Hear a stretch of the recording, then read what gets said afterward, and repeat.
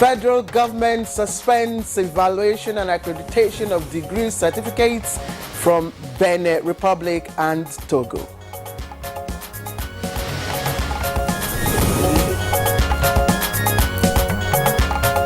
Hope on the horizon for cheaper gas as CNG conversion center takes off in Abuja.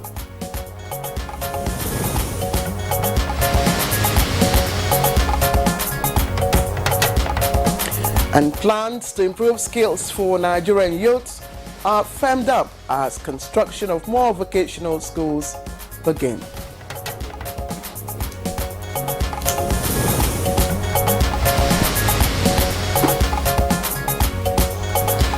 And on Good Morning Nigeria today, our focus is on tackling security challenges in Plateau State.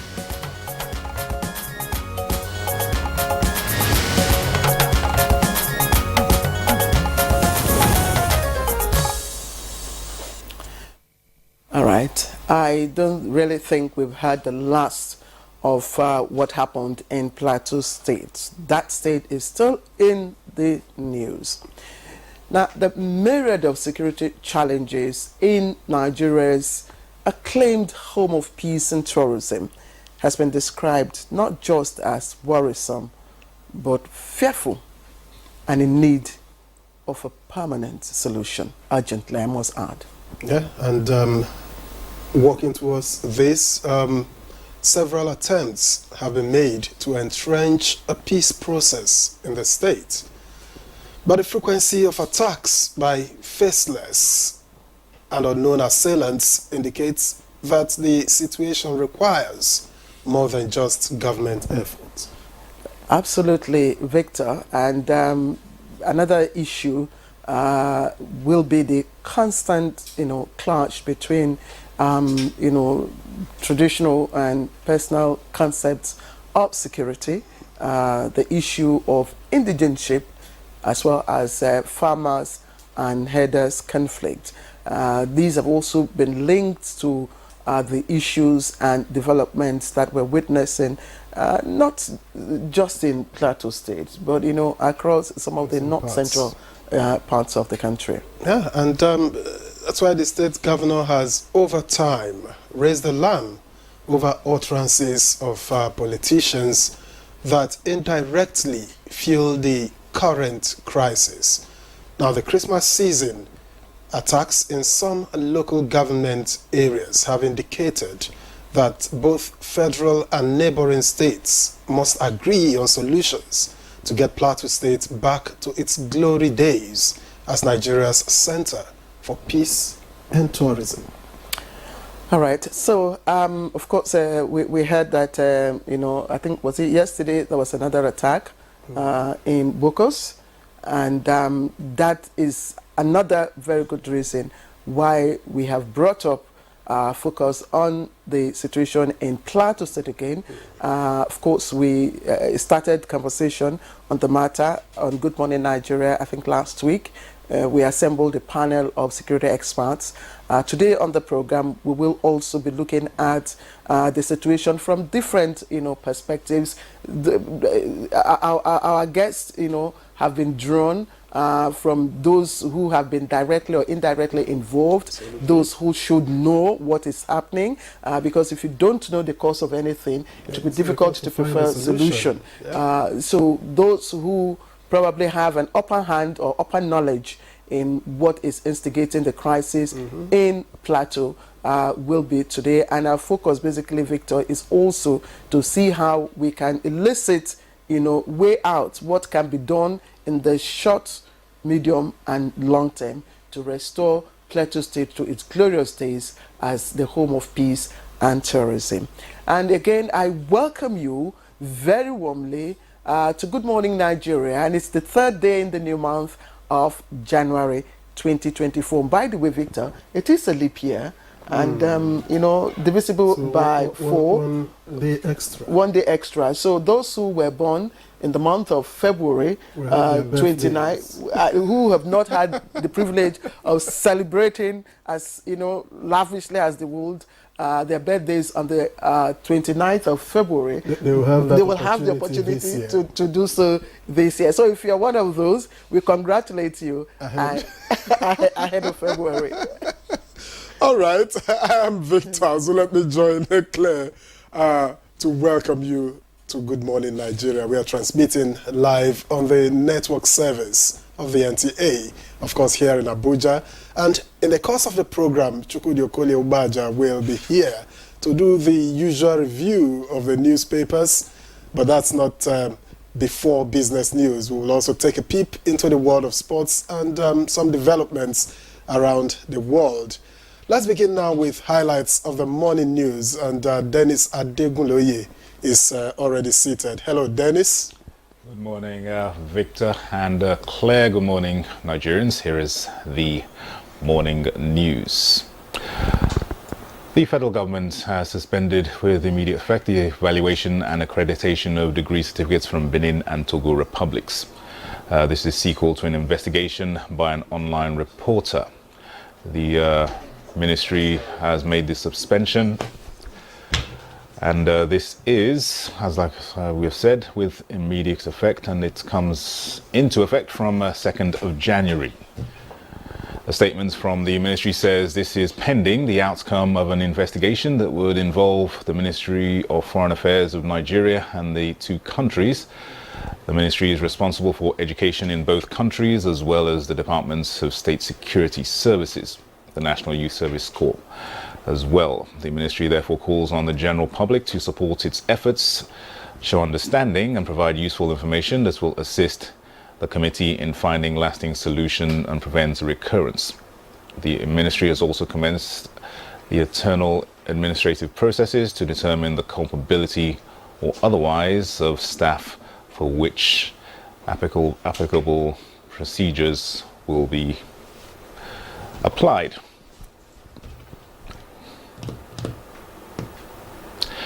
Well, at this point, we're having some slight technical challenges. We'll pause for a break. The program continues shortly.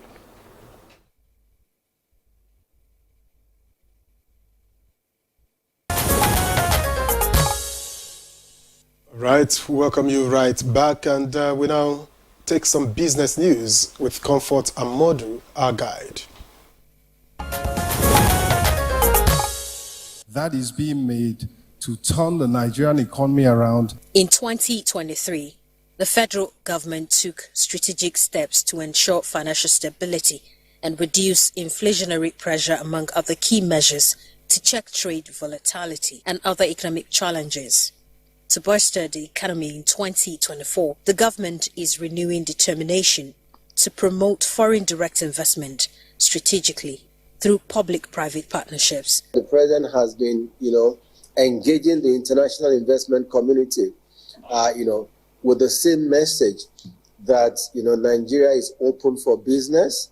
And the signal that you're sending is that, we have the requisite, environment for foreign direct investment. We need to optimize the assets that the federal government has and rely less on borrowings to fund our fiscal plans. As Nigeria aims to raise oil condensate output to 2.6 million barrels per day by 2026, the Minister of State for Petroleum projects daily production of 2 million barrels of crude oil in the new year, as major oil players commit to investing $13.5 billion in the short term.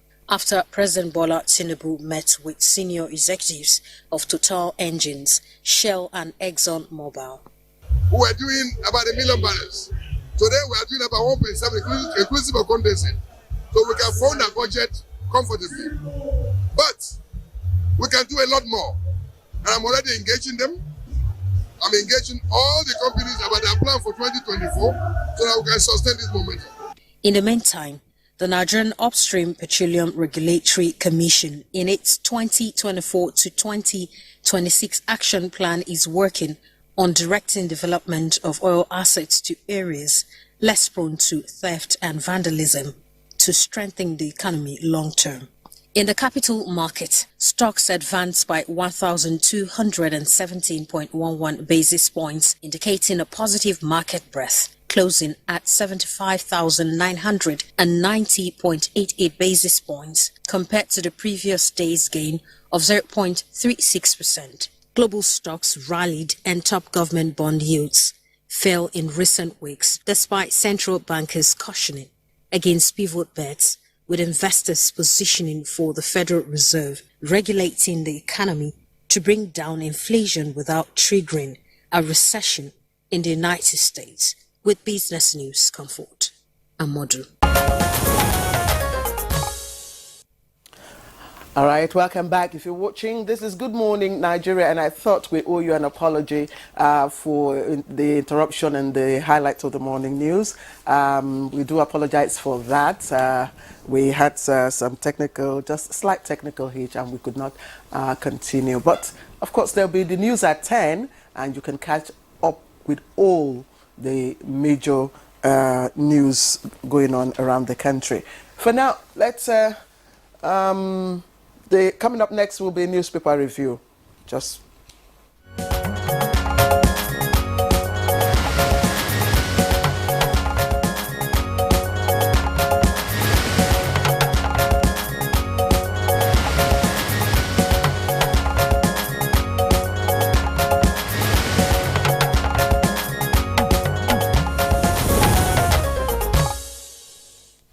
All right, and our newspaper reviewer, Chukwudi Okoli Obaja, is well seated and already looking through the papers. Chukwudi Okoli Obaja is bright and early. How are you, Victor? Well, I'm all right. I could be better. Claire is taking on 2024 with all resolve to make it a better year. by the grace of God. Please take me along. Oh. By the grace of God, and that's what it should be for everyone. Good morning, just lady and keep a gentlemen. positive mind. Thank you, Chukwudi. Good morning and good to have you. Okay. Okay, yes, no, please go ahead. Okay, let me begin with the Daily Trust, which has quite a number of interesting headlines here. Just below the nameplate, Kanu governor denies exchanging blows, sacking SSG. Interesting. The National Assembly's budget of course, that story is on page 11 of Daily Trust, and the National Assembly's budget of 344.4 billion naira higher than 15 federal universities. A recurring matter on page 19. Tudumbiri, 1 month after, residents await compensation outcome of committee report. That's on page 3. And then the big one on the front page of the Daily Trust, North Central governors to federal government identify root cause of Plateau killings for lasting peace. And let me say that that's what we'll be doing today. With the 3 riders, MBA decries intelligence failure, asks Tinubu to prioritize security. Second Pandef, Afenifere, Ohaneze, MBF, seek end to killings in the north.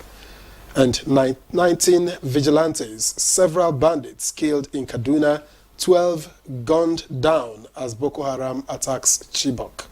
You want to say again? That's on pages 4 and 28. And then the picture story shows Niger State Governor Mohamed Umar Bago, Nasarawa State Governor, Plateau State Governor Mutfwang, and Benue State Governor Hyacinth Alia during the North Central Governors Forum's visit to Plateau State just yesterday. And then some little ones by the side, and by no means negligible. FG suspends accreditation of degree certificates from Benin, Togo. That's on page 6. NACON extends payment for 2024 Hajj to January 31. I think we should just leave this as that. But just at the bottom of the front page, 37 billion naira fraud. Ex-Minister Sadia faces EFCC today. with the riders suspended NSIPA boss's loyalists, finger minister, Edu's associates kick, and then EFCC mum on field after raid. That's all on the Daily Trust. Are you done with the leadership quickly? No, not at all. But maybe for the leadership, we just take, because some of the stories are repeated, we just take this main story here, concerns over kidnap of 96 FCT residents in 21 days. That's on page 4 of the leadership. And with the riders, 5 killed, security agencies accused of connivance, and another rider in security claimed 7,241 lives in 2023. That's through investigation. And Save Nigeria, Southern Middle Belt leaders beg Tinubu. And then the picture story, which is firefighters at work at Tokyo's Haneda Airport after a Japan Airlines A350 aeroplane burst into flames. That's a result of a collision. Japan seems to be having it Really rough. really rough New Year. Really rough.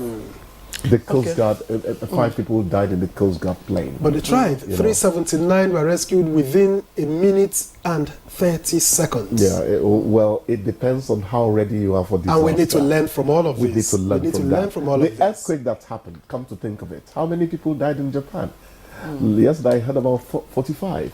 If it were some other country, you hear that thousands died. Yeah. The buildings are erected in anticipation of disaster.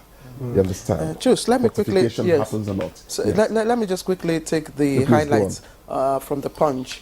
NNPCL marketers clash over subsidy. Operators peg petrol at 1,200 naira per litre. Operators peg petrol at 1,200 naira per litre. Now, marketers oppose FG on subsidy. NNPCL says fuel importation costs now fully recovered, and dealers insist on 1,200 naira per litre of fuel. 112 oil theft cases recorded in 1 week. That's the major news story from the Punch, and we've talked about the air collision in Japan and earthquake. Now, Plateau killings similar to Rwanda genocide, not central governors, and also other stories on bandits attack in Nasarawa is also there. Talks ongoing for Kano's release by Deputy Speaker. It's on page 8. And just above the nameplate, again, the story of the fake degrees and the shutting down of 18 foreign varsity campuses also trending. Beneficiaries protest as banks begin COVID-19 loan recovery, and CBN bars crypto bank account operators from cash withdrawal. Chukwudi, let's quickly now look at the headline. This is scary. The operators, pegging petrol at 1,200 naira per litre, when Nigerians are shouting over 600 and something naira per litre. And that raises the question, is subsidy really gone? Because we can't be talking about pegs. No, if you say subsidy is gone. If you say if subsidy really gone, you are arguing alongside the marketers. They still say government is not telling us the truth about subsidy. It is still there. And government says, no, subsidy has gone. Now, there's such a thing as national interest. If the government decides to tell you this is how it is, sometimes it's managing a situation. You don't now go and begin to talk about things you might not even be able to substantiate. Let's take what the government has said as the truth of it, till you are able to falsify, and then you can stoutly tell government you've not been telling us the truth.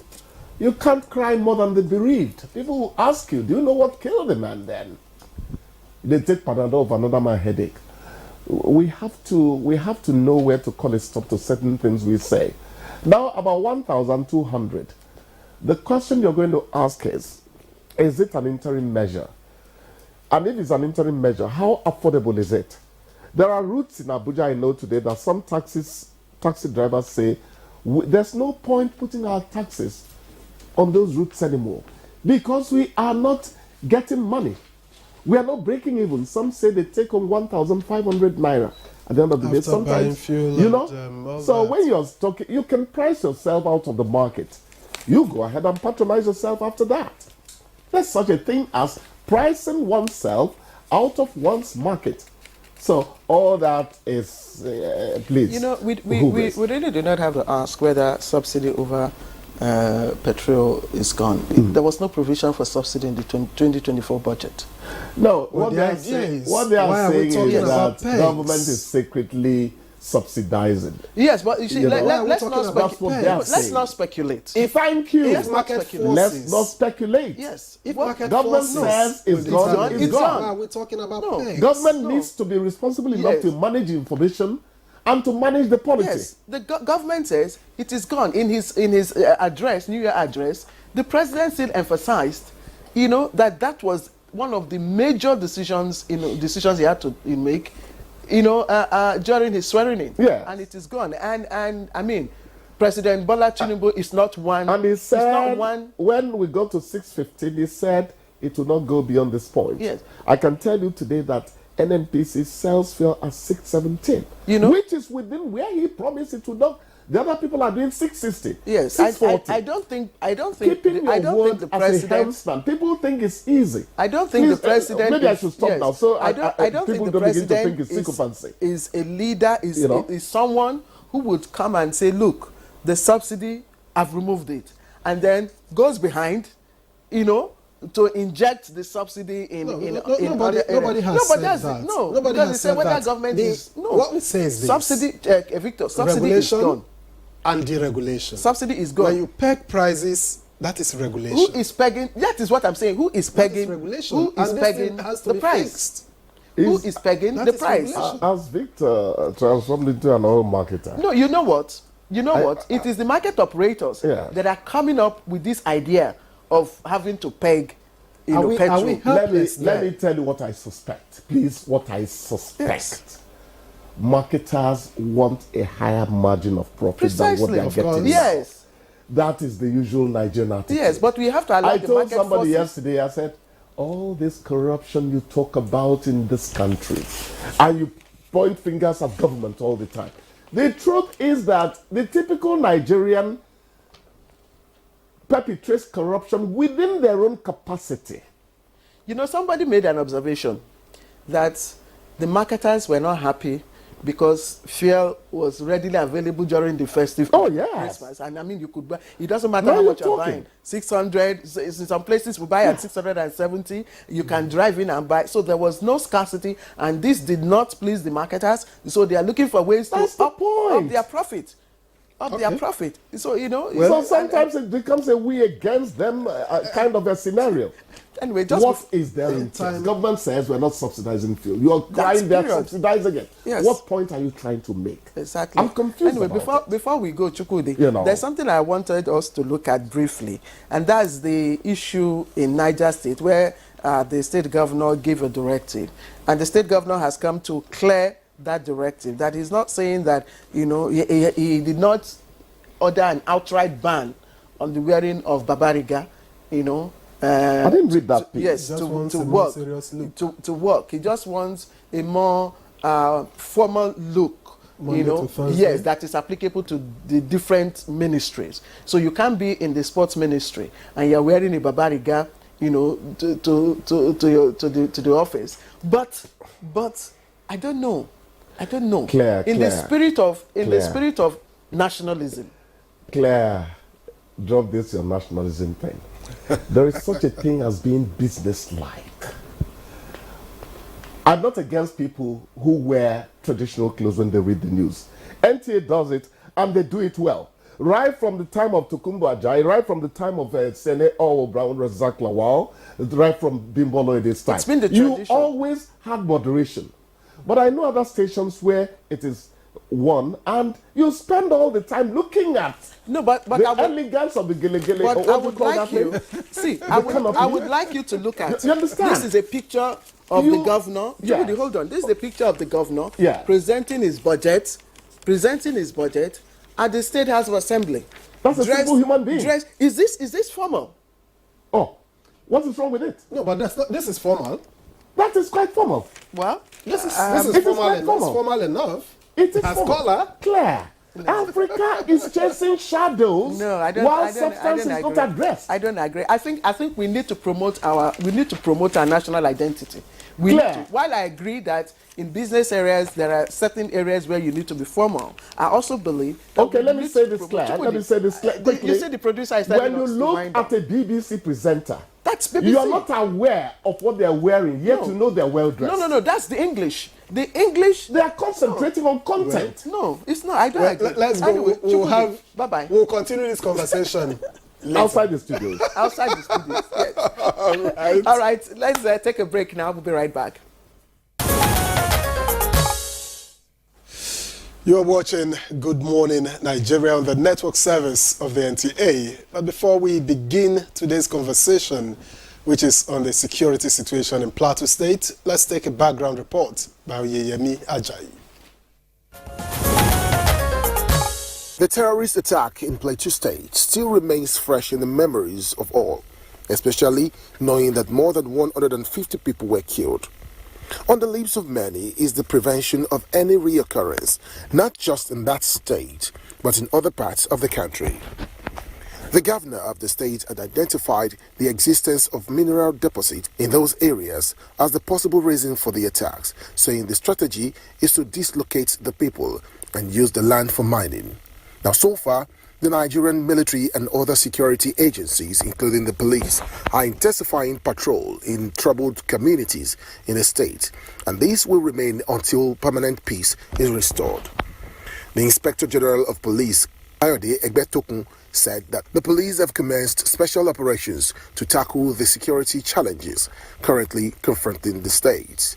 However, some have urged the president to deploy the full force of federal might to end the spate of insecurity, especially in Plateau State, saying peace in the state can no longer be postponed. Aside the expectations from the government, what are the roles of the individuals and the community in quelling the spate of violence? What more should the government do at this time to install peace? These are some poses for guests already seated in the studio. All right, thank you very much, Oyeyemi Ajayi, for the background report. And just to also add that we've had the first, part conversation on this issue on Good Morning Nigeria last week. So what we're doing at the moment is, of course, taking another look with a different set of guests. And to begin our conversation, let me begin the introductions. And we have Dr. Kabir Damo, who is a security risk management expert. He was with us here during our first conversation. It's good to have you back again to look at this, and that's because of the very strategic and important contributions you made last time.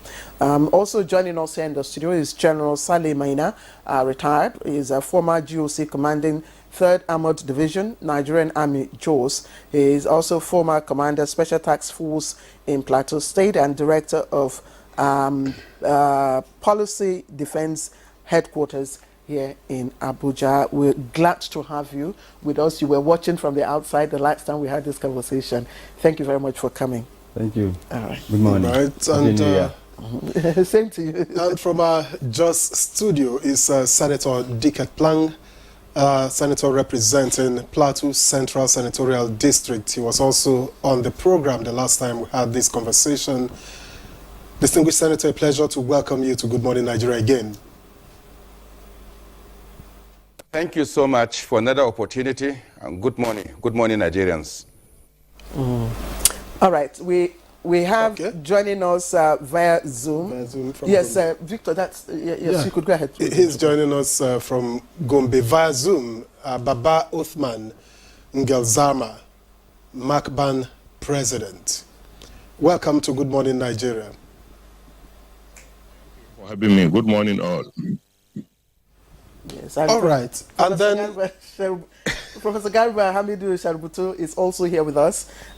He's Executive Secretary, Agricultural Research Council of Nigeria. Professor Sharbutu, it's been a while. Let me say, gentlemen, Happy New Year to all of you once again, and thank you for finding time to join us. So we will just quickly like to get perspectives. As they say, with every problem, there is a cause, and it's only when you are able to diagnose, what the cause really is, that you can begin to have insight into strategies or how to begin to mitigate those problems. So I would like to start from Gombe, where the MACBAN president, Baba Othman Ngezama, is joining us from. Baba, I don't know, there's so many sides. People have been trying to, have an understanding of what is actually happening on that side of the plateau. We've heard, several reasons. People are saying, giving their own versions of what might be the cause factor of what is happening. But tell us, what do you know? What's your own perspective as to what is, instigating the whole incident in Plateau State? Well, first of all, I have to condemn the happenings in all its ramifications, because what happened or what has been happening in Plateau is really too bad, and it's regrettable, because the spillage of blood is a lot. So whoever is responsible must be made to pay. You see, this crisis has lingered for quite some time now. If you can reflect back, during the time of Governor Jonajang, we had similar situations, trouble here, trouble there in Plateau State. But immediately when Jonajang left, when Lalong came in, the situation was put under control. A lot has been done by the government to achieve peace, and peace had been achieved throughout the period of Lalong. We have to appreciate Lalong for that. But immediately when this new administration came, things started going back to where they are. Things started going back to the era of Jonajang. So it's like somebody is telling this new governor what to do about how to solve this crisis. But if he had started where Lalong has stopped, things would have been different by now. But whatever it is, whatever happened, the culprits must be made to pay. Government must do something. On this new crisis,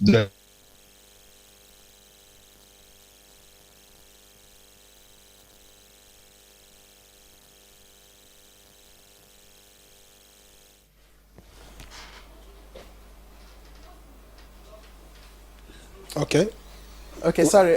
We seem to have lost connection. Yes, we've lost connection with Baba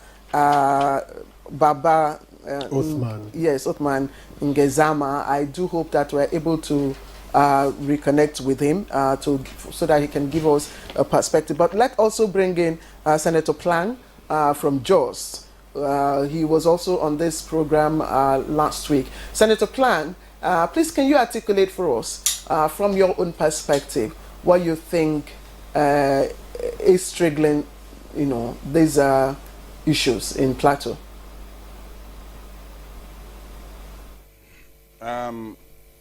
Thank you very much for another opportunity. I sincerely believe that what has been going wrong is wrong. I believe that the issue of clash, whether from a tribal perspective or from a religious perspective or from a professional in terms of farmers, herders clash on the plateau that has lingered for some time are all wrongs. I believe that there is no leader whatsoever that will desire that his citizens are in bloodshed. I believe that it is our duty in its totality and to be on the same page to condemn this inhuman act in its totality and bring it to an end. I know that there is issue of population expansion. I know that our population is increasing and there's competition over scarce resources. I know that most of our people are farmers. Even the cattle rearers are farmers.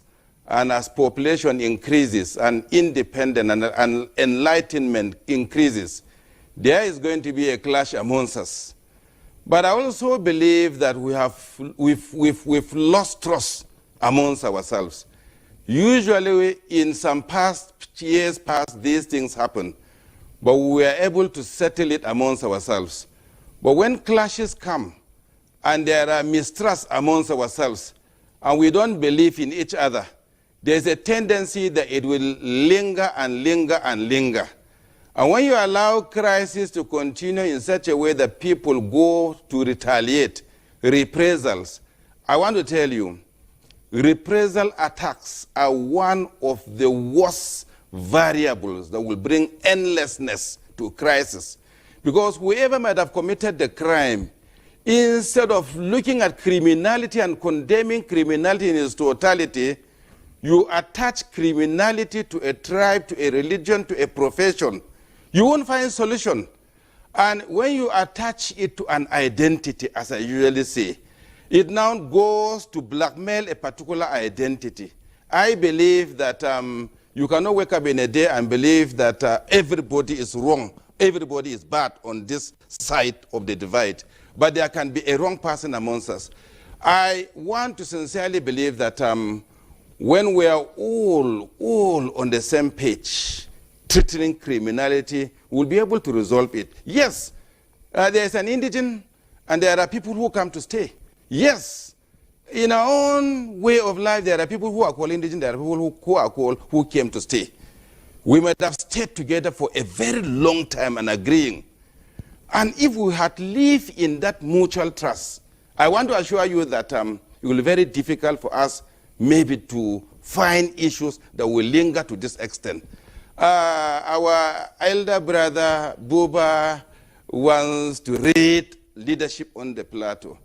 I would like us not to look at individuals in this case. I would like us to look at criminality and criminal acts and what are the reasons, just as you asked, and what can we do together to solve it. When we begin to put persons in it, we won't get it right. I believe that there is something wrong. I believe that people are competing for something. I believe that all those competitors, there is a way, statutorily, constitutionally, there is a way, amicably, we could settle the divide and we'll find a solution. That's why I said, when we want this thing to be treated, we must all be on the same page.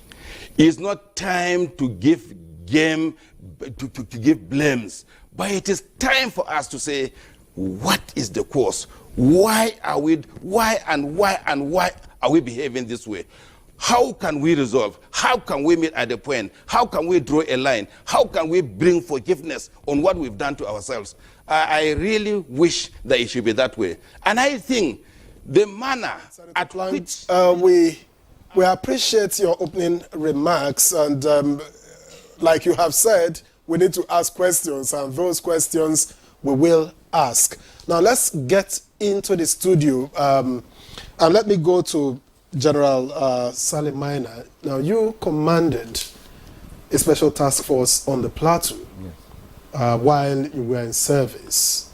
So, what is your understanding of what is happening there at this time? Again, good morning, viewers. Happy New Year once again. Conflicts are natural with human beings. And the most important thing will be the management of the, first of all, conflict prevention. And it cannot be prevented, then conflict management. Now, if it is not well managed and nipped in the bud right from the beginning, then and it's allowed to escalate, it becomes more complex. The more complex it is, the more difficult it is to manage. And in conflict or in war, they say the first casualty is the truth. I'll be running away from that truth for a very, very long time. Now, from the military perspective, I want us to understand that the responsibility of the military is to manage the situation where first of all, the conflict could not be prevented and could not be well managed by the Nigeria police force. Then the military is invited or ordered to restore law and order to a certain level that the police can now manage. Then the military is supposed to be withdrawn, the police inserted until normalcy is restored. That is how it is. Now, from factual point of view, why this crisis has escalated over decades is because there have not been sincere efforts, in my opinion, and it's a fact. I can give you instances where there's failure by the government to manage the situation, to restore law and order. Now, if you look at, I don't know whether this is the beginning where I will say a certain thing. I don't know the sequence of your... No, just go ahead. Yeah, go ahead. The sequence. The reason why I said failure is that this crisis or tension or conflicts on the plateau has been going on for decades. Yeah, but this is renewed now. No, I understand. The first contributor did say that there was a kind of seizure at some point. It wasn't there, but this is renewed. So what could be responsible? Well, I would not know what could be responsible, but there are farmer settlers,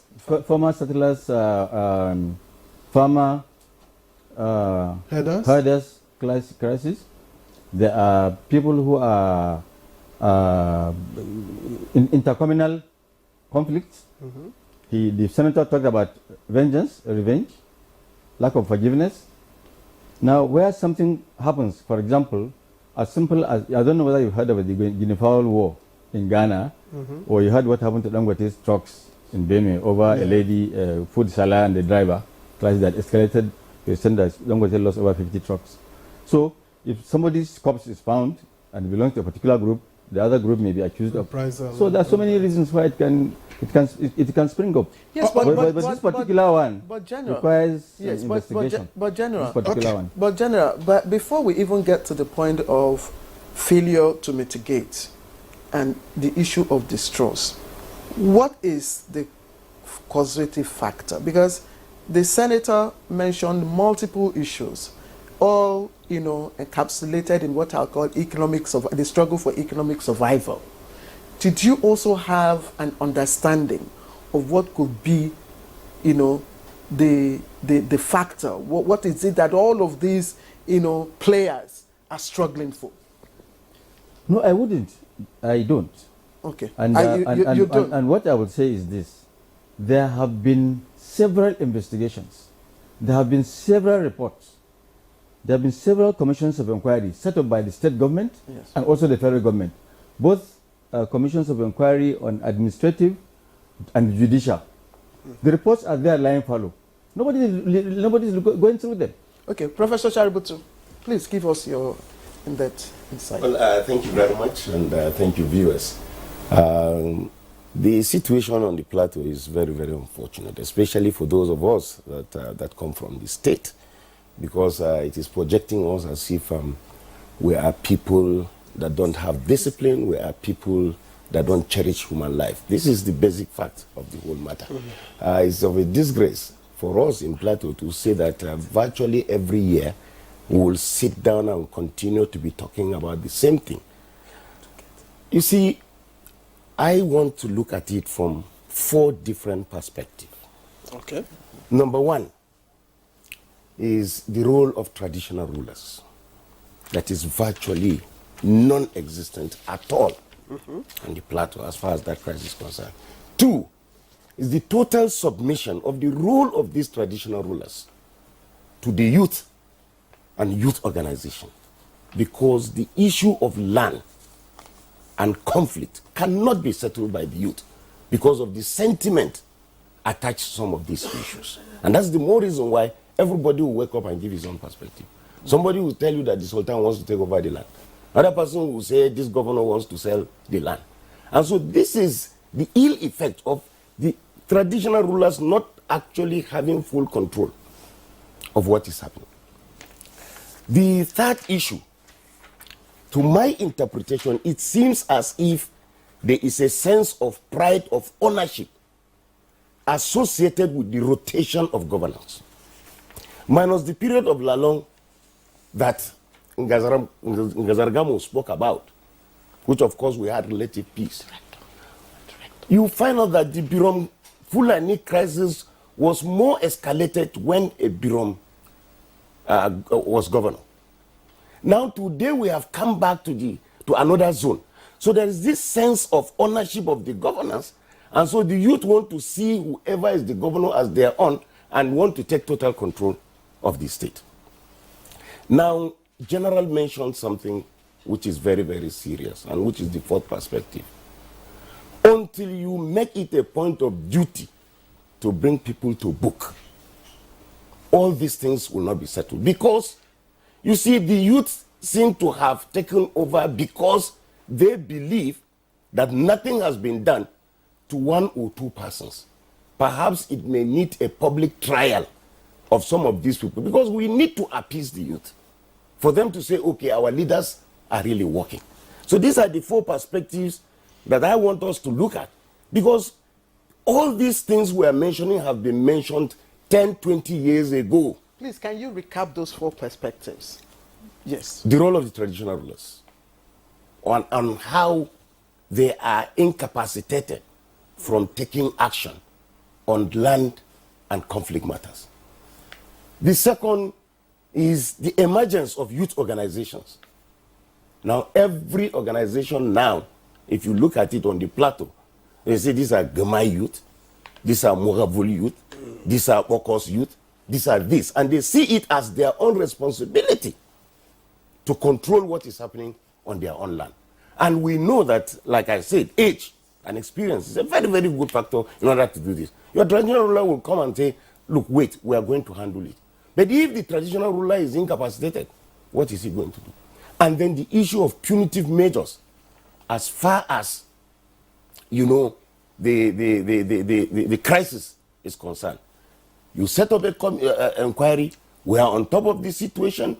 Tomorrow, day after, this thing dies down, politics comes into it, we go back and organize, push down, bit gemai, push this, push that, and we forget about what is happening, not knowing that it is underneath. And then, of course, I told you that there is, to my own interpretation, a sense of ownership and control of government. Today, a Mwagavul man is there, so it is our government. And so, nothing you can do to appease them. Not even the governor can appease them. Then tomorrow is a bureau man. But let me say this. By the time you become a governor, by the time you become a general, an executive secretary, by the time you become a president, you have no tribe. You should not have any group. Okay, Prof. I think all right. Let's bring Thank you.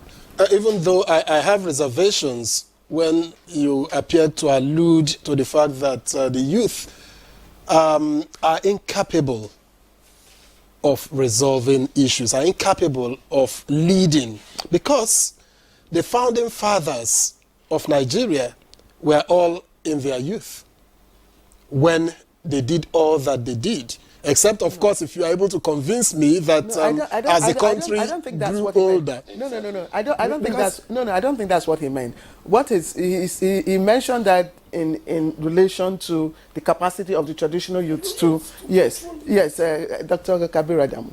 Well, let me ask Dr. Kabir Adamu. You were here the last time. I know that fight does not just occur. It is fight for something, fight over something. In this case, there have been allusions here and there. Some have talked about land, some have talked about even superiority, some have talked about grazing field, and some have talked about possible fight over mineral resources. And this is something that in parts of the country where you have managed to find solid minerals, there is no peace. What could it be particularly? Is it a combination of factors here? Thank you very much. And let me start by wishing us all a happy new year, and for thanking you once again for highlighting this unfortunate situation. The previous speakers before me were quite emphatic in their condemnation, just like we did when we spoke a week ago or thereabout. Unfortunately, and I think this is the saddest part that we need to emphasize, this current cycle that we're discussing started from around 22nd, 23rd, and today is the 3rd of January. As far as I know, and please correct me if I'm wrong, the security agencies are yet to present persons they have arrested and to indicate to the world that this is the process for the prosecution of those persons that have been arrested. So I think it's very important that we start from that. It captures everything that has been said before. The failure of the criminal justice system to arrest and to identify offenders, irrespective of their identity. A lot of discussions have been held around identity. And I think it's absolutely important that we emphasize that point. If the criminal justice system, both the traditional one and then the court system, is unable to identify, for whatever reasons, and I can discuss those reasons, political reasons as an example, identity reasons, and I think the professor spoke about the fact that youths are active. But why are the youths active? And I think from a risk management perspective, I'm more bothered about that. We tend to forget that the process for the determination of the governorship of that state has not been concluded. That process is still ongoing.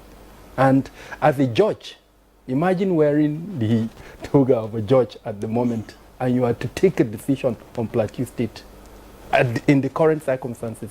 Just put yourself in that situation. Whatever way you go, there will be consequences. Now, what if someone is actively influencing those youths in order to determine the outcome of that process? Now, that's food for thought for us. But with regards to your question, there are certain elements on ground that make the situation in Plateau. I don't want to go into the simplistic narration that speaks about minerals.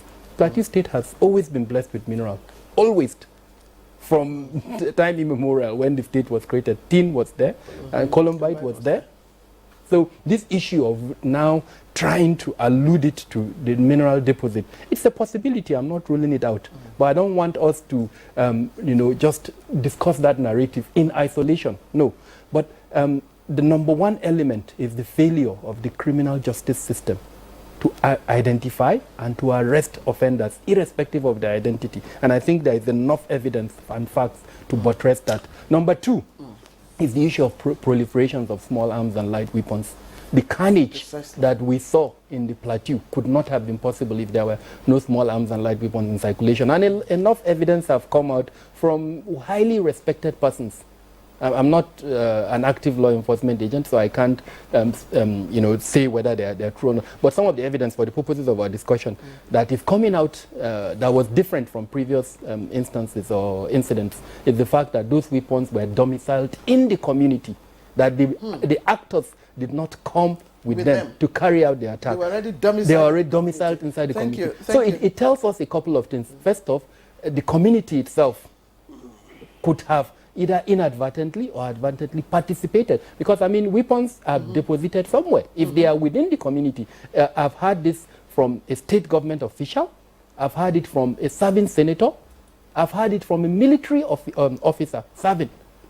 And till date, nobody has come out to dispute that element. So my point is, if and I started my conversation by saying this thing, the first date that we had of it, I think, was on the 22nd. We're on in the 3rd of January. Enough time is already there to have conducted an investigation and come out and to tell Nigerians and the world that say something. Exactly, and these are the persons we've been able to identify or arrest. Okay. Because it would have reduced, time will not allow us to go into the social media component, the fake news that is also adding foil to the Dr. current. Adamu, thank you. I think we would like everyone to participate, in this discussion, because it's not just, again, another discussion. It's very critical and fundamental, to our country. And that's why, again, I would like to, I don't know if Baba is back. Baba, you heard, the important insight that Dr. Adamu has just given us about the, how weapons were domiciled within the community. And I'm wondering, does Mark Ban have an idea? Because some people are pointing to some person, some exogenous factors coming to play. Does Mark Ban have an idea of who these attackers were or are? Well, you see, from the perspective of Magban, what actually took place on the 23rd of December was an attempt by the tribal militia to go out from the place and the security are very much aware of what actually transpired that day. They took cows, about 180 cows from the Fulanis. They went away with them, killed about three Fulani youths.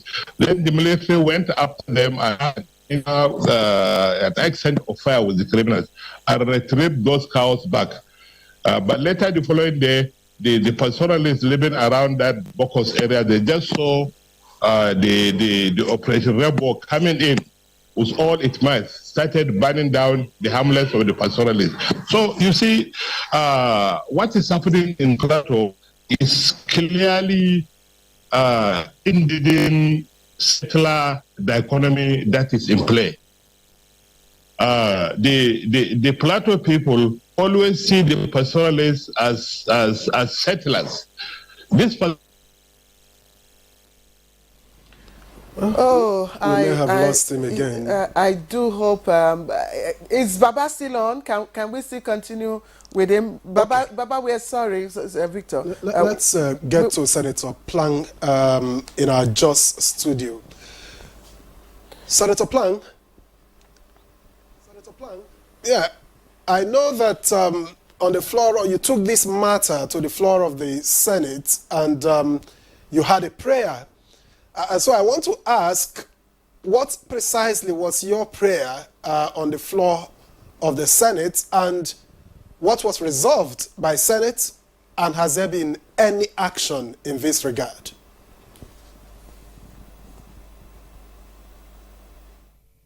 I thank the Senate, I thank my colleagues in the Senate from both regions, all the regions of Nigeria in the Senate.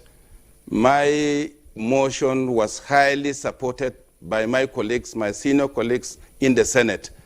Our resolutions and my prayers were that we should all take a minute silent in remembrance of those who lost their life, which was agreed and done. My another prayer was that there should be an immediate palliative, and also not just palliative, but some sort of building materials to be supplied to victims to enable them return back instead of keeping IDPs, so that they should go back to their sites. Those were accepted, and I know Nema was around when the Vice President came. I believe a lot of arrangements are on for this to be done. I also requested that the Minister of the Chief of Defense Staff and the service chiefs should create more, establish more military or mopoles, checkpoints on the flashpoints, because there are, when this criminality takes place, there are entries and people where people come in and go out freely. And all those were, one in Generate, in Mangu, another one, the completion of the mobile barrack that was going on by the previous administration, which is almost through, that it should quickly be completed so that it would checkmate and safeguard the boundaries where we have flashpoints. Those ones were agreed upon. We also said that there should be more synergy between the armed forces and the security forces, so that we will be able to have, I don't know the language, but what I'm saying is that information gathering and acting on information, we have to improve on that. When there is an alert or a report or an idea that something is going to happen, we must act. Because sometimes all the rumors, when they say something is going to happen, it later on happen. So we need to believe in it. And we also agreed that the service chiefs that were confirmed by us and we're appropriating, can they come back and tell us where things are wrong? But I think all the prayers I said, I'm not in position to name them one by one, but I think that the prayers were all agreed upon. And I have seen a lot of reactions by all the... I was looking for resolutions in line with prosecution, delivering on justice, and trying to ensure that this never occurs again. Was there anything like that on the floor of the Senate? Just as the professor said, we agree that one of the prayers too was that the role of traditional rulers should be more in our constitution, that we should resolve to give traditional rulers statutory or constitutional role, because at the end of the day, they can't settle issues among themselves. And it was agreed upon. So I know that in the next constitutional amendment, I do know that with our agreement, there will definitely be more role thrown to the traditional rulers who are there. And I want you to know that these traditional rulers are victims. In Plateau, a first-class chief in Bokos was killed, and up to date, nobody would say who did it. Several kidnappings of the Sumpiam, the second-class rulers, was done successfully. Village heads are kidnapped in the similar vein. I believe that we've gone wrong. Both sides of the divide have gone wrong. If we say here and giving judgment on the media, we'll not get it right. All sides are wrong. Will there be forgiveness? Can there be understanding? Where is it itching both identities? How can we resolve? I think it's very important. Our judgments here, our defense here will not be enough. But I think we should be on the same page, just as we are, condemning the issue, and then asking, where have we gone wrong to each other? How can we forgive each other? The past have been bad. Both innocent persons have lost their life. Innocent persons have become victims. Can we try to create an avenue to see to it that where it pains us, where we are inflicting injury on each other, can we resolve to forgive each other and live once more again? I want to say, you are talking about... Senator Plank, precisely why we are having this conversation. Senator Plank, thank you. Precisely why we are having this conversation. And Baba mentioned a very strong factor, indigenous-settler dichotomy. And I'm wondering how, do we go about settling, addressing that dichotomy that has been a sore factor in all of these crises. General Maynard. Well, it will require the weakness of the traditional rulers, as exposed by the Prof. We have to go back to kind of empower them, and I'm happy that there's a committee that was set up by, I think it's led by Emir of Lafia, to give some constitutional rules to traditional rulers. And if that's done, that will give them more confidence to do their jobs properly. Because right now, there's no role for them in the constitution, and a lot of sacking of emirs and so on and so forth, all are affecting their confidence to play their roles. If we recall in those days, when we were much, much younger, there's lots of, traditional rulers had lots of powers, and there are lots of vigilance by individuals. When someone comes to an area, a visitor, a stranger, the ward head and all the traditional rulers are informed, and everybody is vigilant, and every small incident is reported and goes up the line to security, through the traditional rulers to the security agencies when something is about to happen. And there were some measures that were taken then for conflict prevention, not to talk of even management, like the Prof talked about settling of land disputes, unlike now that he said the youths have taken over. Yes, but there's also the issue of land ownership system, which needs to be addressed. If the issue of indigenous settler dichotomy is to be resolved. Professor Butu, I know that Dr. Kabiru talked about that, but please give us your perspective on how that can be done. You see, we are underestimating, the type of sentiments that have been driven into individuals on the plateau. When we say youth, there are youths that belong to the Fulani group. There are also those that belong to the indigenous, in quotes.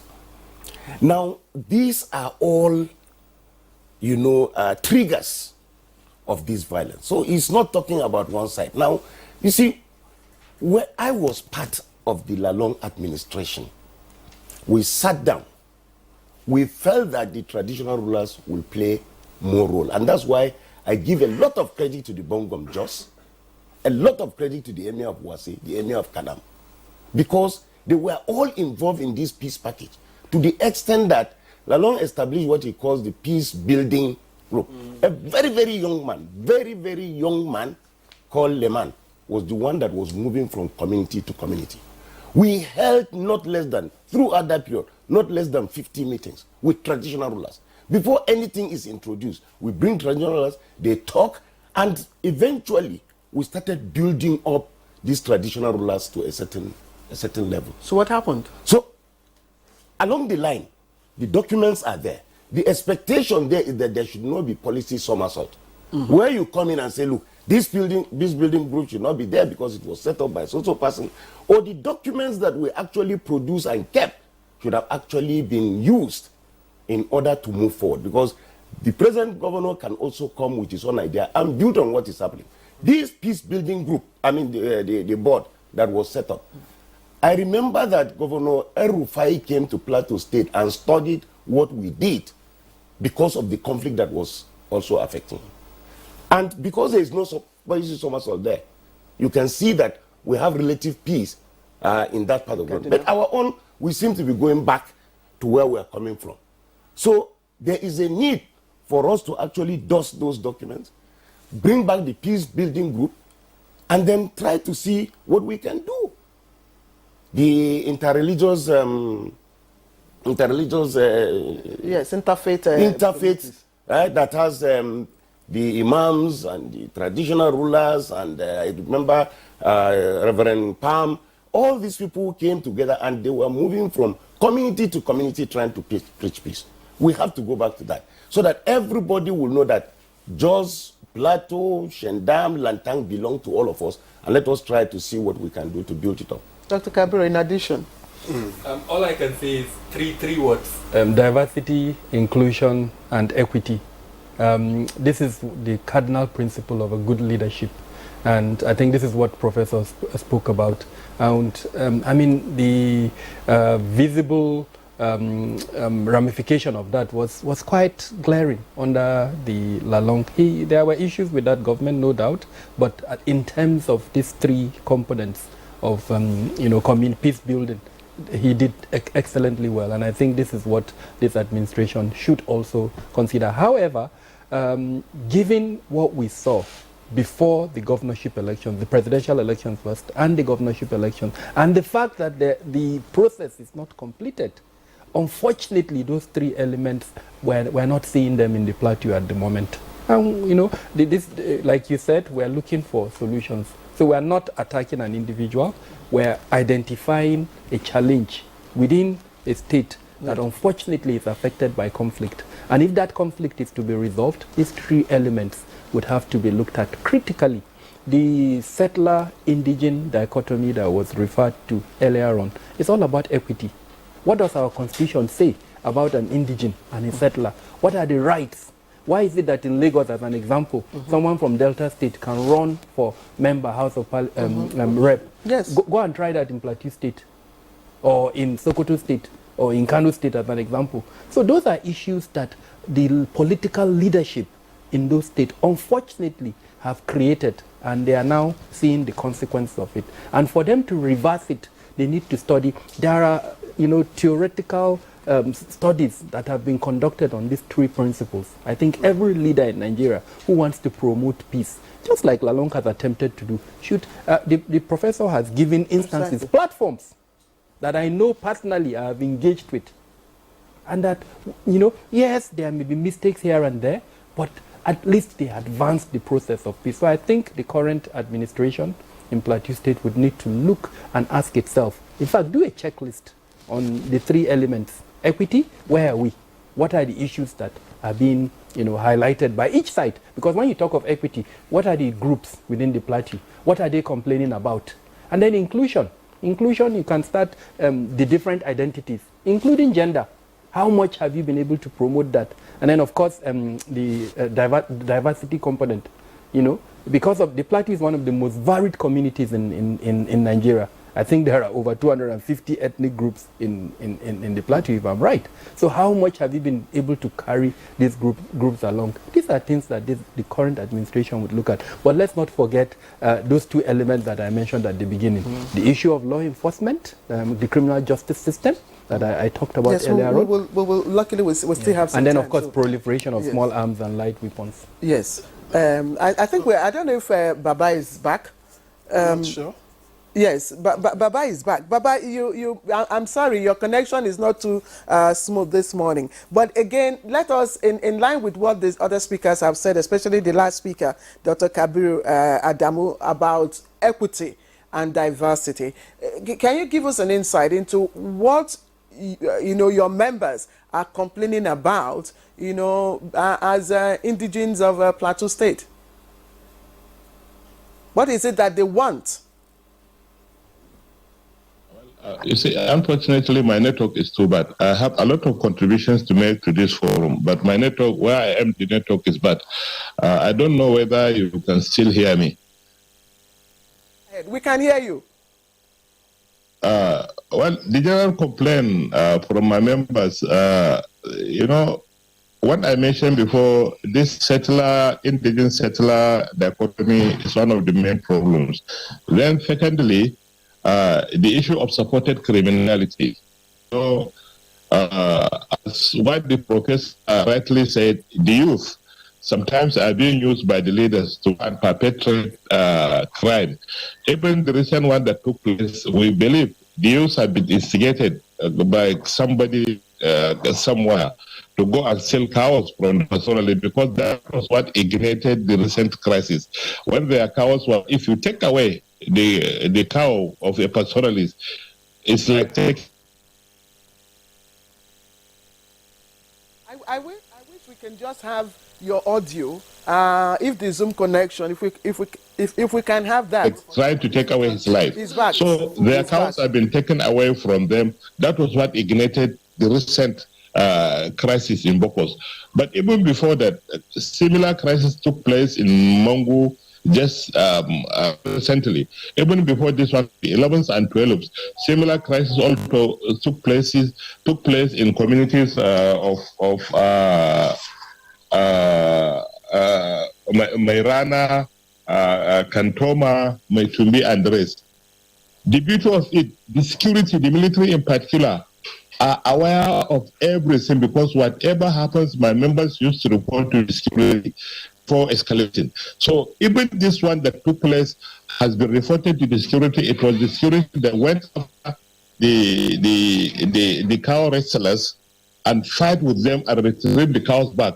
Then later, the Rainbow, the Operation Rainbow, came into action to go and ban the hamlets of the pastoralists. So that was what ignited. So you see, whenever these things happens and we allow the country to go unpunished, this is what is always the problem.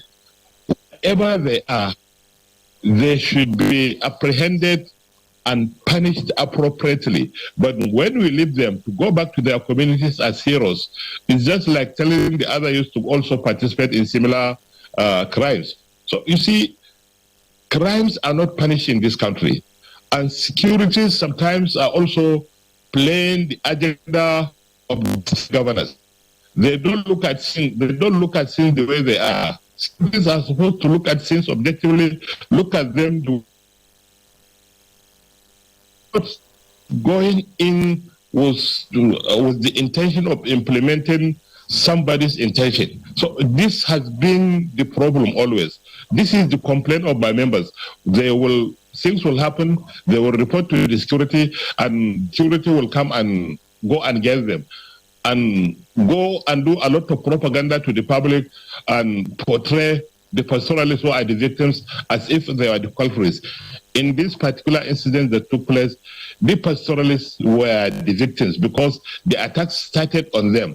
Even the one that took place in Mongo early last year, it started when the governor was sworn in as the governor, because we believe, we understand he hails from Mongo area.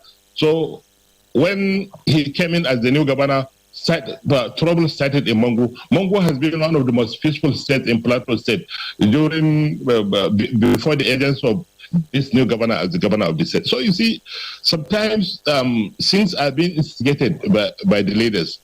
And for the pastoralists, this indigenous settler, the economy, that is what is always the problem in Plateau State.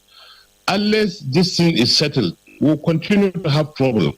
I have given an example during the time of Lalong. There was a relative peace. Before Lalong, during the time of Jiang, these things were there. But immediately when Lalong came in, he came in with a lot of ideas. He involved a lot of stakeholders, professionals, who went deep down to the grassroots and tried to solve these problems. But when this one came in now, things started going back to where they are. So I think something must be wrong with some people in Plateau State. So unless it is the indigenous set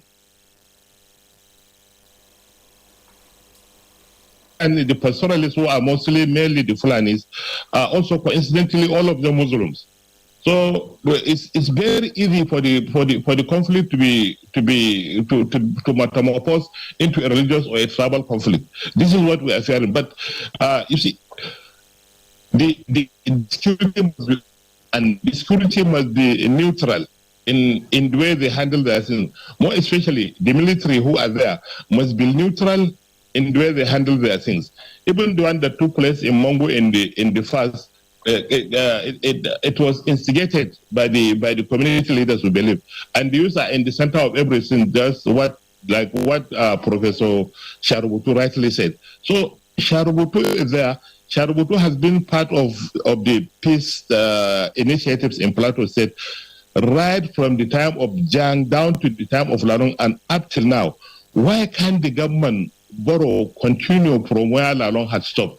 Why did the government brought in some other new ideas out of instigation and what have you to take us back to where we don't like to go? That is the period of Jiang. So I see all this that I am telling you, find out from the security. They are all aware about it. Whatever happens to our members, our members normally report to the security. They don't go into their arms.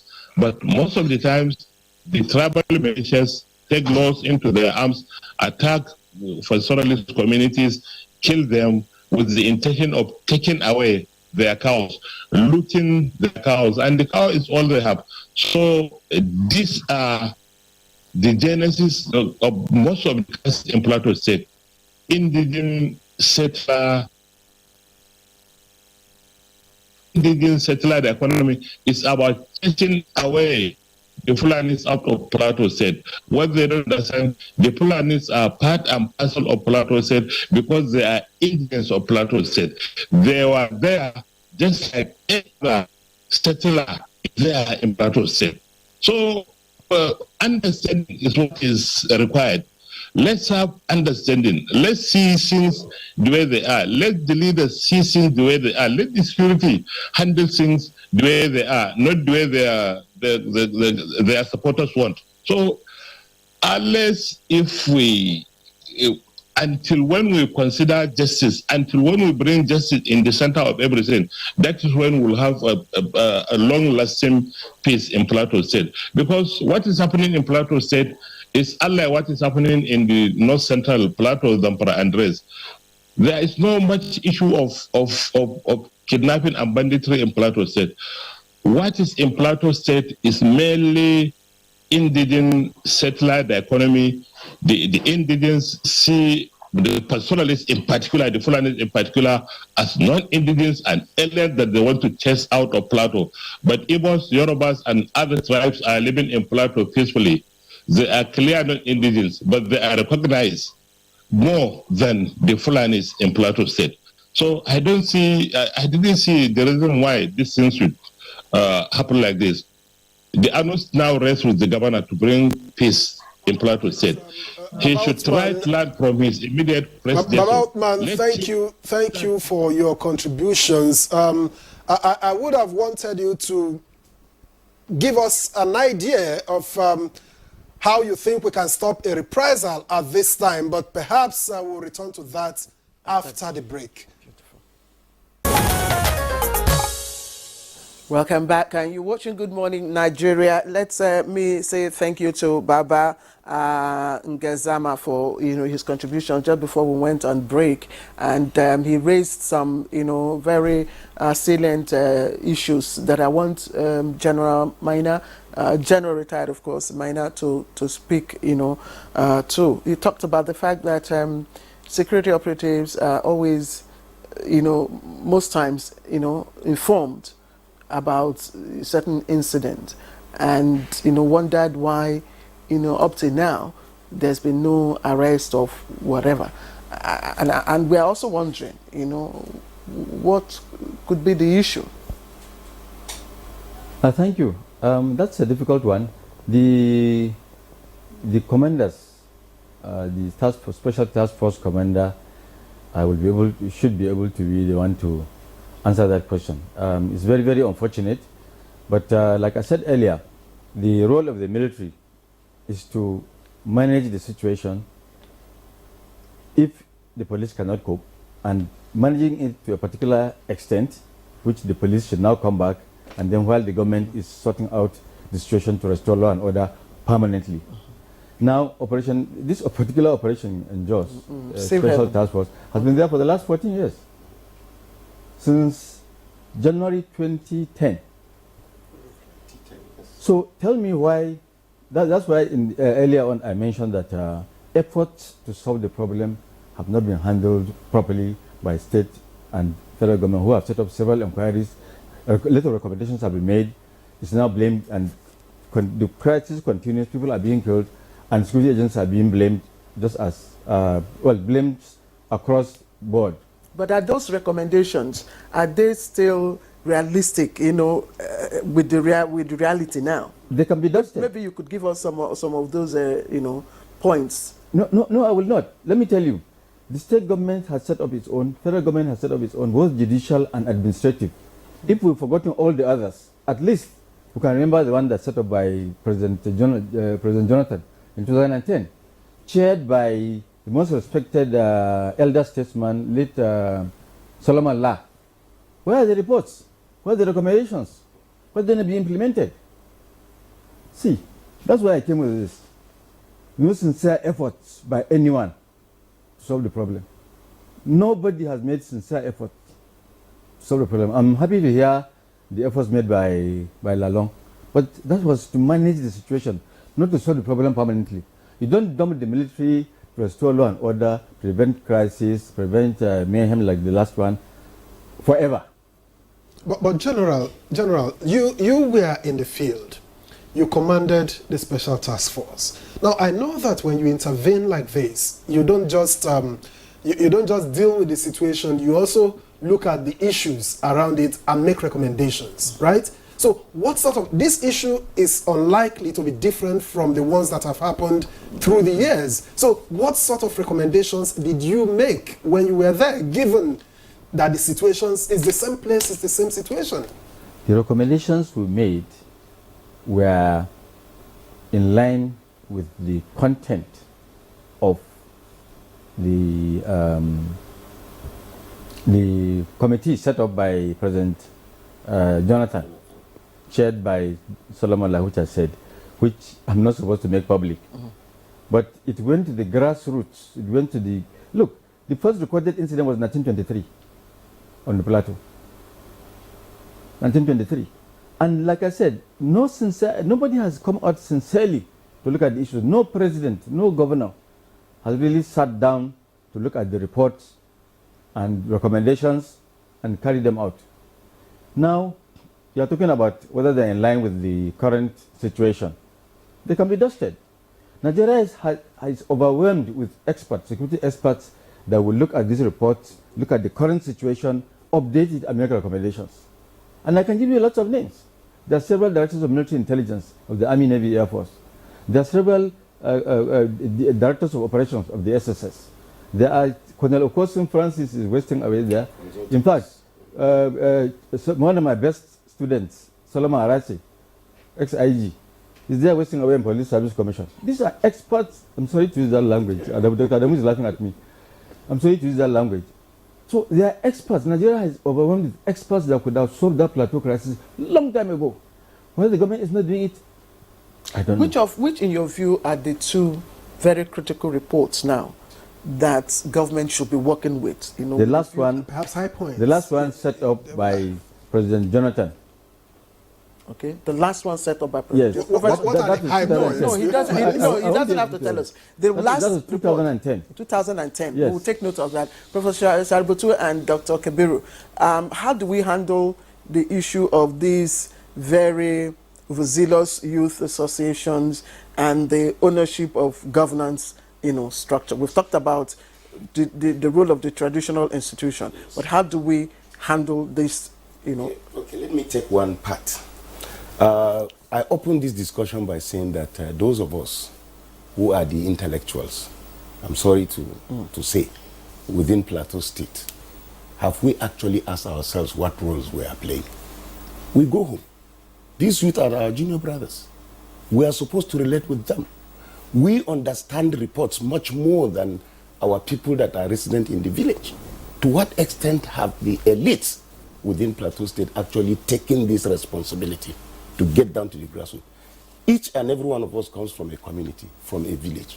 I don't want to say what we do personally, but there are roles that we can play in order to enlighten our people on the need for us to be together. In fact, if you allow me, I would say, yes, the political class has a problem, but those of us who are elites within that community, we should be ashamed of ourselves that we have not been able to interpret what is happening and understand with all perspective on how we are going to change things. So many of my friends have called me from across the country. Chaributu, what are you people doing about this? What is the value of your education? What is the value of your mingling within the society? Only for you to present a CV that you have traveled to China, you have traveled to Japan, you have traveled to Indonesia and all these things. And yet things that we know very well you can settle within yourself, you cannot do it.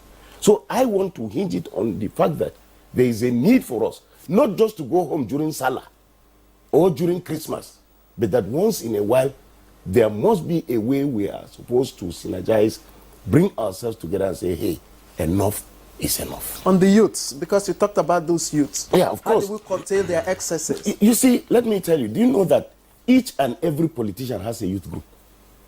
Each politician has a youth group. So it's political also in nature. No, but the mere fact that you have a group, you must be interested in the development of that group. And let me tell you, I know I'm not praising myself. Even when I went home during this Christmas, there's no village that you will not find people that are loyal to me. And I sit down together with them. We eat, we drink, we tell them. The only way you can make progress is when you embrace one another. Mm-hmm. We have to do that. So you don't just form groups because you want political leadership and they'll say, to hell with anybody, this man comes. No. We must make sure that we use these groups in the interest of the development of Plateau State. Okay, before we bring the Senator, I know you want to talk to Senator. Yes, Dr. Kabir Adamu, please speak to the issue as well. How can we curtail the excesses of those youth associations? They're there. Let's not kid ourselves. The youth groups are there, and they are being actively used as influence outcomes. In other words, the politicians who either create them or in some instances fund them are doing it with an intention to determine the outcome of certain political processes. And so how do we reduce... Regulate or...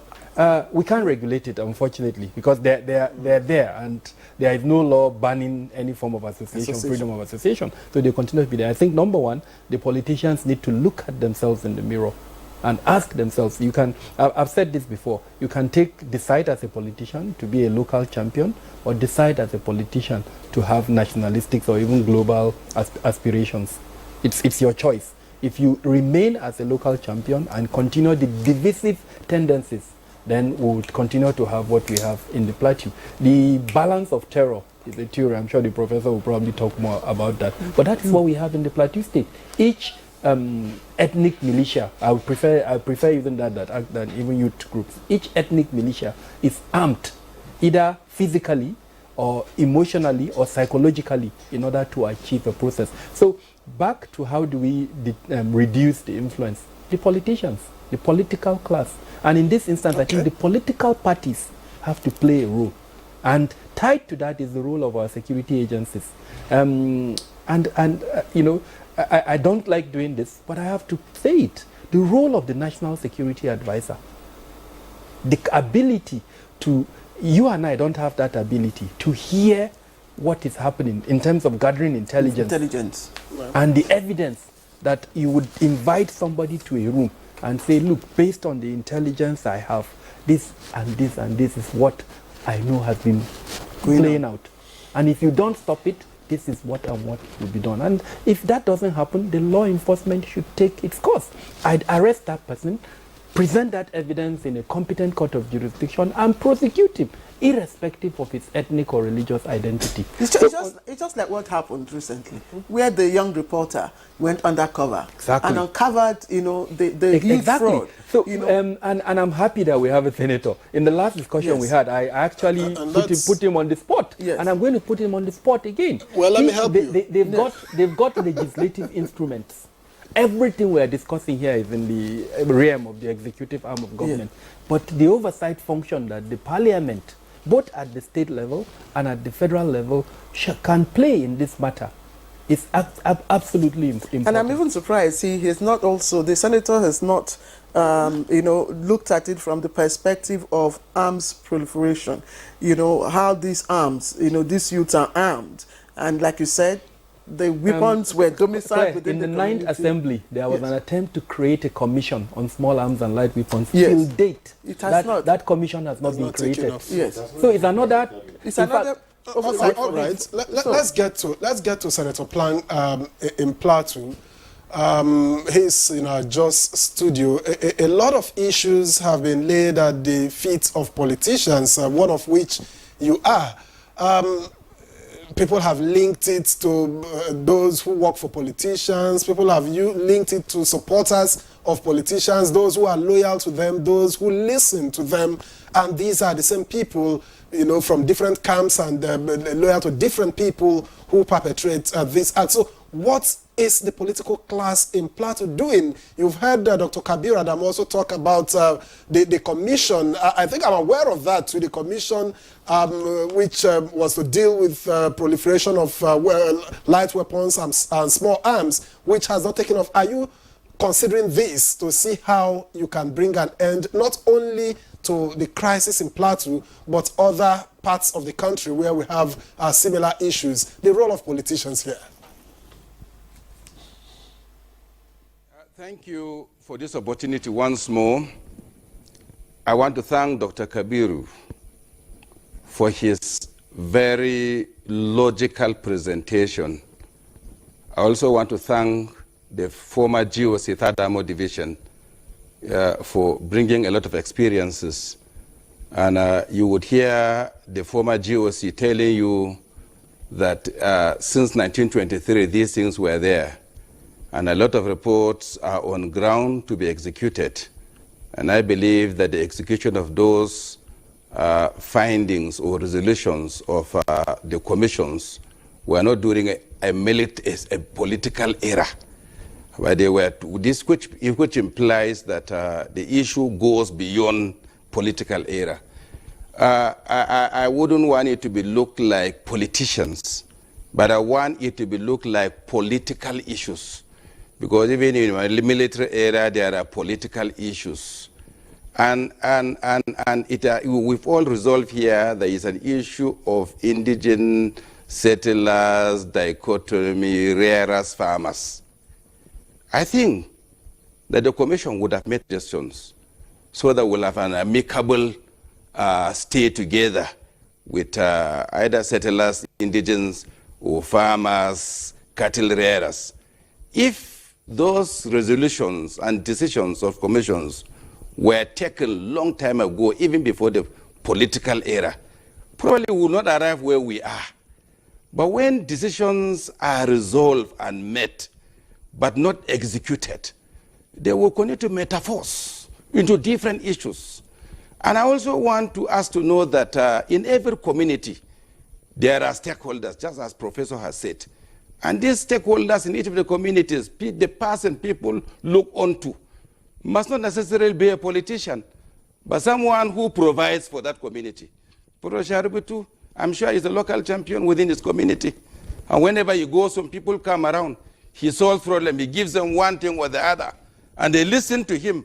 He may not necessarily be putting a poster. You come to my village, maybe one rich man who is a miner, and that's a lot of money. He dictates what happens in that community. I believe that this issue goes beyond just politicians. Traditional rulers, religious leaders, both the old and the young, we must be on the same page. We will strive more if there is peace amongst us. So I wish that this should be done. Yeah, it has been said. What happened to when a crisis took place in a village and those that have gone to camp cannot return because their villages are already occupied? What happens? So please, my wish and my wish is that we can't push it to just politicians. All of us stakeholders must be responsible. And then the resolution of commissions, if the agitations of all participants in the issues, the settlers are complaining they don't have enough places, their cattle are obstructed when grazing, they need more freedom to graze. Then the farmer is saying, okay, my garden, please, when you are grazing, don't touch my garden. And we all agree, and everybody lives by that. We will not be where we are. Now, somebody spoke that there are places where weapons are kept, there's only pick and then execute and come back and put back. That leads to investigation. It now throws, it goes back to the security to do investigation and find out where these are kept. And when you find where they are kept, execution. So what am I saying, sir? All of us are concerned. I am very, very, very much in support of a constitutional amendment that will give more powers to our traditional rulers. It's one of the reasons we met. I agree about in the village. I knew when there is a clash between a farmer and a cattle settler, they appear either before or the Jangali man, Jangali Fulani leader, or they appear before the community leader. And it is resolved. And some fines are made and it is paid and we resume back peacefully. But nowadays, no traditional ruler can call you and say he wants to punish you because you went wrong. They would say, you don't have constitutional right. It has to be a policeman. But if you have constitutional powers given to the traditional rulers who stay close to the people, I'm sure most of these things will be settled. I agree. Oversight function. Yeah. If the National Assembly, if the legislators who appropriate funds, who listen to the executive, who provides them by way of appropriation of funds and to enable them meet their targets. Senator Plank, thank you. We just have a few minutes now to wind down, and I'd just like for each of our guests here in the studio to quickly, maybe in less than 60 seconds, just let us know. General Maina has talked about the implementation of the last report, the 2010 recommendations of that report. We've also talked about the need to mop up excess weapons and the need for probably the National Assembly to move for the establishment of that center into a commission. But for now, what needs to be done such that we achieve a deterrent, no escalation on both sides? What do we need to see to be done? Well, thank you. Very quickly, a political will from the Commander-in-Chief. He's the leader, he's the box stops on the stage. He has shown right now, with respect to what has happened. Yes, what can be done now? Is it to bring the perpetrators to book or to what? Definitely. Like Dr. Adamu said, arrest of the perpetrators and proper investigation, quick trial, prosecution for everybody to see. If you recall, in time of Jang, when Jonah Jang, when he was governor of Plateau State, he has been complaining that people will get arrested and they're sent to Abuja, and that's the end of story. So people should be prosecuted for everybody to. Okay, I'm sorry, you don't have much time. Just in 30 seconds, please. Yeah, just for those of us who are the intellectuals within our community, please let us make sure that we do more to settle. I'll be proud to say that in the Kurgwe-Shandam Kwande axis, there will not be crisis because of the role I play. Similarly, there shouldn't be in Lantang, there shouldn't be in this place just because. All right, thank you. Let me play the devil's advocate. The president issued a clear directive. He condemned the killings, and then he told the security agencies. So the devil's advocate role I want to play is were there tasking orders that were generated as a result of that presidential directive? There are two key platforms within the presidential system that would have played that role. The office of the SGF and the office of the National Security Advisor. Have they generated tasking orders to the various law enforcement agencies specifying in clear terms, go after the perpetrators, arrest them, gather the evidence, and then prosecute them? If that hasn't been done, then we should do it immediately. Thank you. Dr. Kabir Adamu, thank you always for your insights. Professor Sharubutu, we thank you for coming on the program. Jeremiah, thank you for bringing the experience from your time in the Plateau. And Senator Dickett Plang, we thank you as always for joining us again and the perspective that you have brought to the program. We also had Baba Uthman Ngalzama, who is chairman of the Mieti Ala Cattle Breeders Association of Nigeria, MACBAN. We thank you for your inputs this morning. We have foreign? Yes, let's take some foreign stories now. Yeah. The French Foreign Affairs Ministry has announced that the embassy in Niamey will remain closed until further notice. Paris cited in a statement that it called grave impediments on the embassy's missions which go against the Vienna Convention on Consular Relations. The ministry listed a blockade against the embassy, movement restrictions imposed on staff, and an entry ban on diplomatic personnel traveling to Niger. Consular activities, which was managed by the embassy, will now be handed over to consulates in West Africa. Speculations had been rife, particularly after French troops exited Niger in mid-December. In a statement issued by French Foreign Affairs Ministry, the activities of the Niger embassy will now be conducted from Paris. The diplomatic representative will maintain ties with French citizens in Niger and financially support NGOs working in the humanitarian sector to serve local populations. Paris' relations with Niamey soared after a military coup in July. All right, Oyemi Ajayi's report from the foreign desk concludes Good Morning Nigeria today. We pray you join us again tomorrow for another episode of the program. I am Victor Azu. Thank you for watching. And I'm Claire Adilabo Abdul Razak, and we do hope that those who are responsible for peace initiatives have listened to this program and have taken one or two solutions. We'll wish you a pleasant day. Do join us again same time tomorrow. Bye bye from all of us here.